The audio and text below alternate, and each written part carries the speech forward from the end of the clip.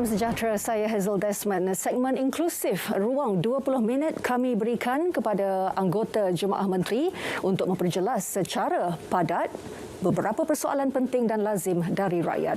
Menteri Komunikasi dan Multimedia Malaysia, Tan Sri Datuk Seri Panglima Tahun Plena Anwar Haji Musa bersama saya malam ini. Tan Sri, saya mengikut rapat perkembangan Tan Sri terutamanya di laman Twitter, jadual yang cukup padat. Tidak ada masa untuk duduk selesa di pejabat. Sejak turun padang sebagai Menteri Komunikasi dan Multimedia, apa antara keluhan yang Tan Sri sering dengar dari rakyat dan juga pemain industri terutama telcos? Sebaik saja saya dilantik, saya telah membuat posting supaya rakyat memberikan gambaran kepada saya apakah expectation ataupun apakah pengharapan mereka yang harus saya lakukan. Kerana saya berpendirian, kita perlu melakukan sesuatu bagi memenuhi aspirasi rakyat.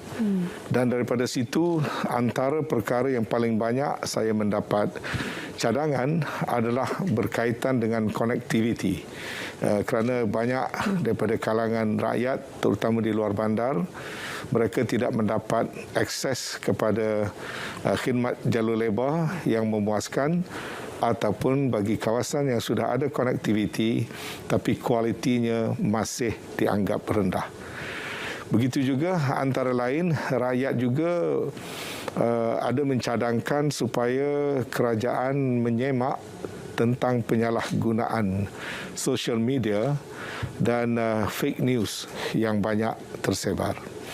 Selain daripada itu, saya mendapat banyak cadangan yang berkaitan dengan kekangan yang dikenakan kepada industri kreatif sepanjang tempoh PKP, yang mana mereka amat terkesan sekali dengan tempoh yang panjang yang menghalang aktiviti yang berkaitan dengan industri kreatif.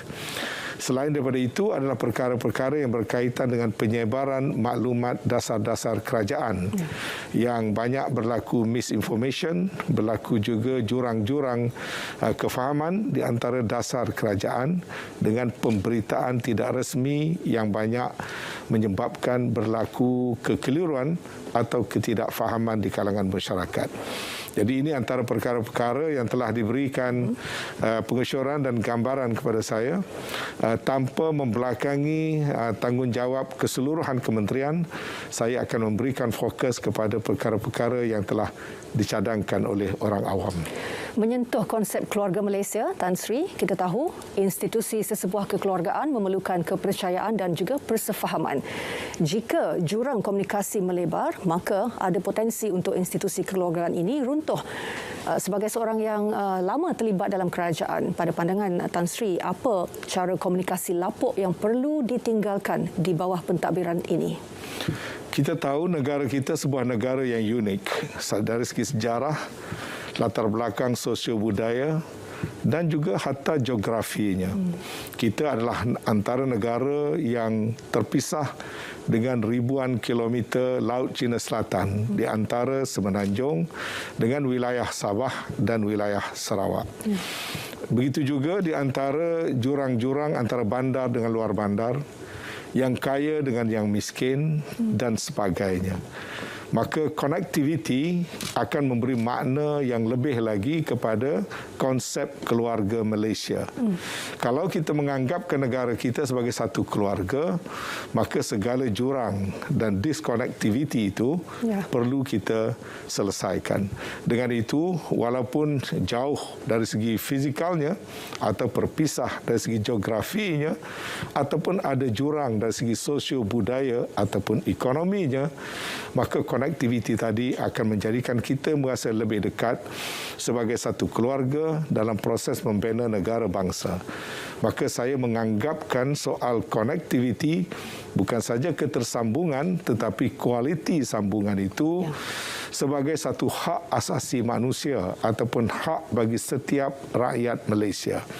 maka ia mesti menjadi satu agenda nasional yang mesti didokong dengan bersungguh-sungguh bagi memastikan semua pelaksanaan untuk kita menunaikan aspirasi di mana setiap rakyat, tak kira di mana mereka berada, sama ada di pendalaman ataupun di bandar, mereka harus mendapat ketersambungan khidmat jalur lebar, dan kualiti ketersambungan itu mestilah pada satu tahap yang baik, kurang-kurangnya 4G dengan kelajuan sekurang-kurangnya sekitar 25 ke 35 megabyte per second. Ya. Krisis pandemik COVID-19 Tan Sri telah mendedahkan pelbagai ketirisan dan juga kelemahan dalam aspek kesaling hubungan internet dalam negara. Saya mengambil contoh pelajar sekolah di Kampung Sawai Matu Sarawak yang perlu pergi ke kawasan sungai, duduk di atas perahu, berpayung di bawah hujan berjam-jam untuk mengikuti pembelajaran dalam talian. Ini dilaporkan dalam media tempatan pada Jun 2021. Apa perkara pertama yang terlintas di fikiran Tan Sri apabila mendengar isu miskin digital ini?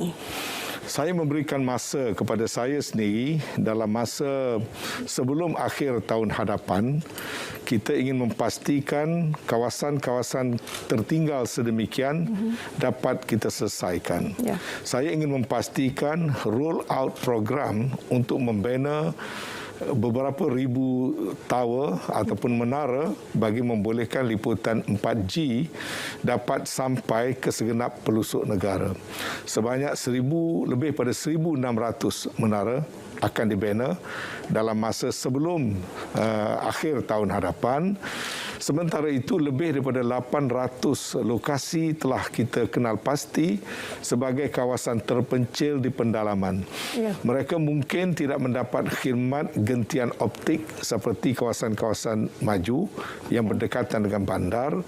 Dan walaupun begitu, kita perlu menggunakan teknologi satelit supaya mereka tetap juga mendapat khidmat yang sama.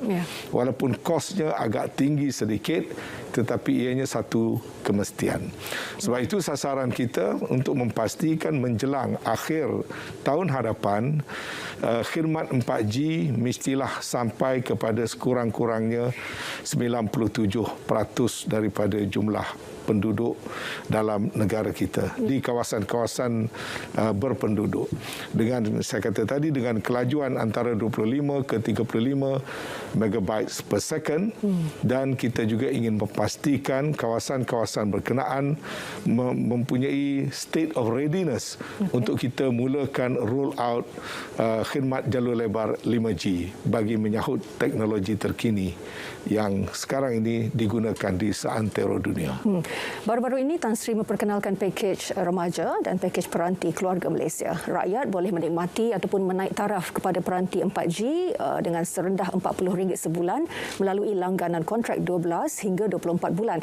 Wujud kebimbangan di kalangan pengguna yang pernah tersepit dan mungkin sedang juga tersepit di antara isu kelemahan kadar kelajuan internet yang kurang memuaskan tapi tak dapat nak batal kontrak kerana ada beban penalti kontrak yang tinggi. Dalam aspek ini, adakah kementerian bercadang untuk memantau kualiti peranti dan juga kadar kelajuan ataupun beban penalti yang dikenakan oleh telco? Dalam hubungan ini, saya menyeru peranan telcos, syarikat-syarikat yang memberikan perkhidmatan khidmat jalur lebar dan khidmat mobile ini, mereka mesti ada rasa tanggungjawab untuk memberikan khidmat yang berkualiti. Saya faham mereka perlu membuat keuntungan, tetapi keuntungan tanpa mengembalikan semula kepada rakyat atau pelanggan itu adalah suatu perkara yang tidak baik kepada masyarakat. Sementara mereka boleh mengekalkan profit margin yang tertentu, dan saya faham itu satu keperluan dalam dunia pelaburan dan juga dunia perniagaan. Saya mahukan semua syarikat telco mengambil tanggungjawab sosial dan juga tanggungjawab untuk menjaga kebajikan pelanggan. Cuma untuk itu saya melakukan engagement dengan setiap daripada telcos berkenaan, baik Maxis ataupun Celcom ataupun Digi ataupun U-Mobile. Saya telah menemui kesemua top management mereka untuk berkongsi di antara kepentingan mereka dan permasalahan mereka yang perlu saya dengar. Pada masa yang sama saya menyampaikan mesej bagi pihak rakyat supaya mereka memainkan peranan untuk menyediakan khidmat yang berkualiti dalam pakej-pakej yang kita lancarkan. Pastikan mereka memberikan gadget yang berkualiti dan juga dalam kontrak-kontrak pakej yang mereka jual, pastikan jangan jadi lopsided di mana pihak pengguna menjadi mangsa kerana mereka tidak memahami ataupun mereka berada dalam posisi yang tidak dapat membela diri mereka sendiri. Jadi kebertanggungjawaban di pihak service providers ataupun telcos adalah penting, memastikan kalau satu pakej itu mereka tawarkan, pastikan mereka deliver seperti mana yang mereka janjikan. Baik, ketika ini juga penggunaan peranti digital sudah pun semakin meningkat, dan adakah isu keselamatan cyber akan menjadi keutamaan pentadbiran Tan Sri?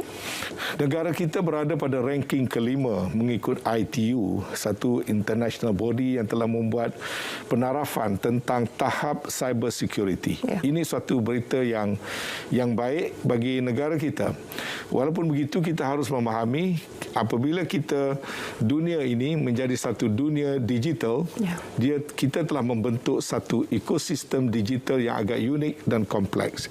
Dan daripada situ akan timbul usaha-usaha pihak-pihak yang ingin mengambil kesempatan dengan melakukan jenayah cyber, melakukan tindakan-tindakan to beat the system dalam satu ekosistem yang baru.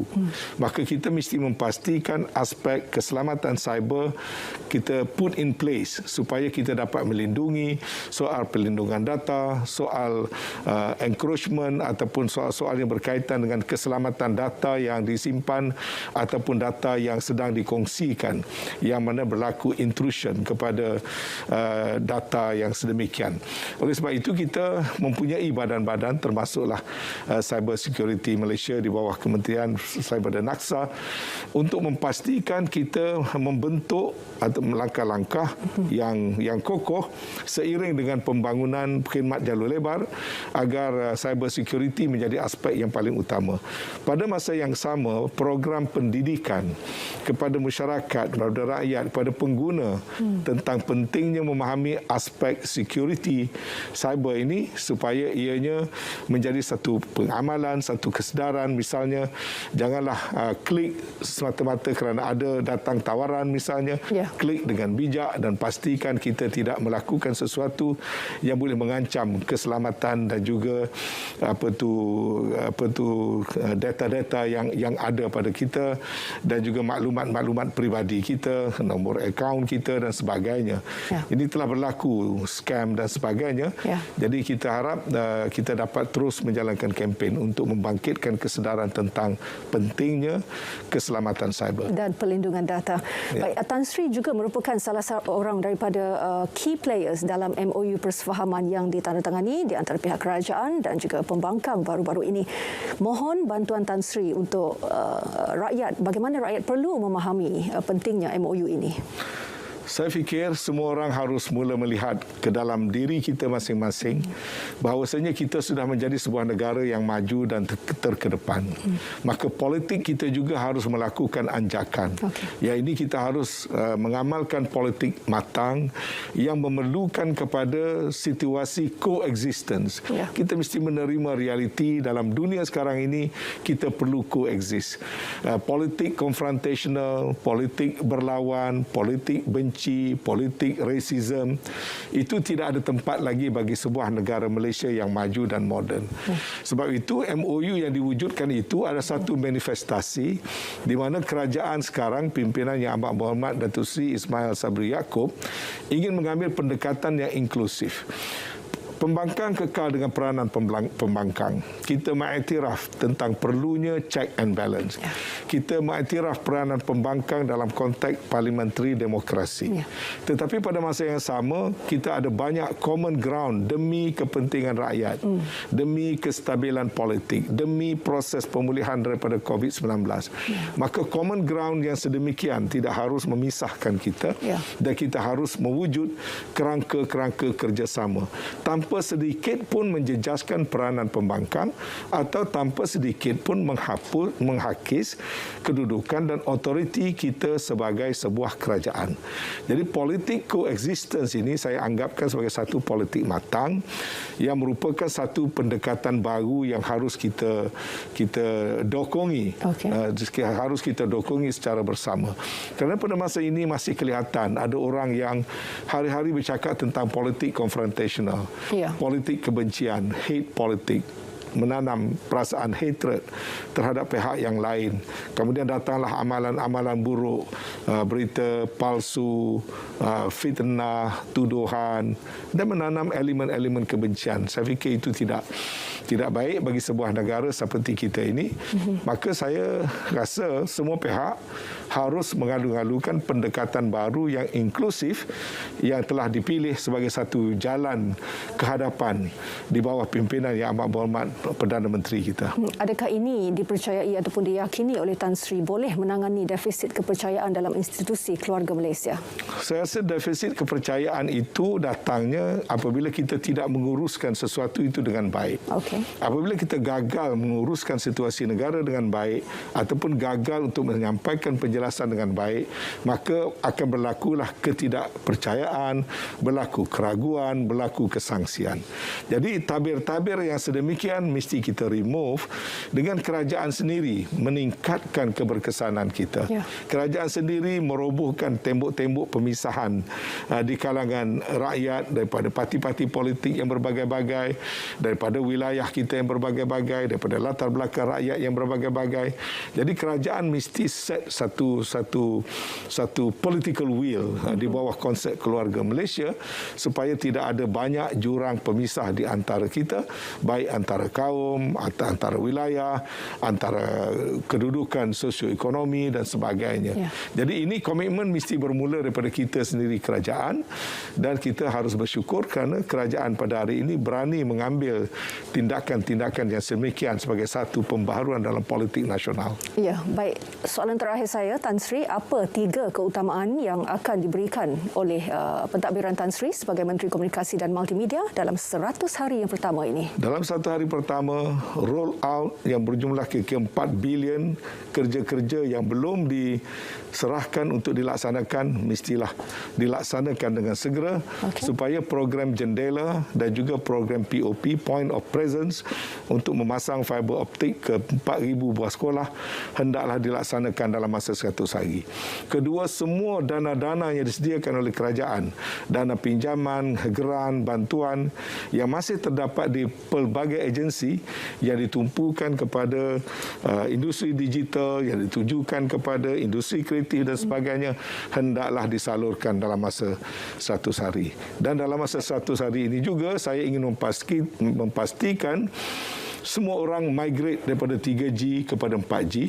Dan kalau gadget yang mereka ada, sukar mereka miliki kerana mungkin harga yang mahal, saya telah melancarkan pakej peranti keluarga Malaysia dan pakej remaja keluarga Malaysia supaya semua orang, terutamanya golongan remaja dan pelajar, akan dapat berada dalam dunia 4G kesemua sekali. Selain daripada itu, dalam masa 100 hari ini juga saya ingin memastikan berlaku satu perubahan kepada industri kreatif yang mana saya telah membuat keputusan untuk membentuk satu jawatan kuasa bertindak yang dianggoti oleh industri players supaya kita meneroka kaedah-kaedah baru untuk jangka panjang. Baik, 3 keutamaan itulah yang akan dinilai dan diperhatikan oleh rakyat. Terima kasih Tan Sri untuk penjelasan itu. Semoga penjelasan tadi memberi manfaat kepada rakyat yang mendengar. Baik, saya Hazel Desmond, berjumpa lagi dalam segmen inklusif akan datang. Selamat malam.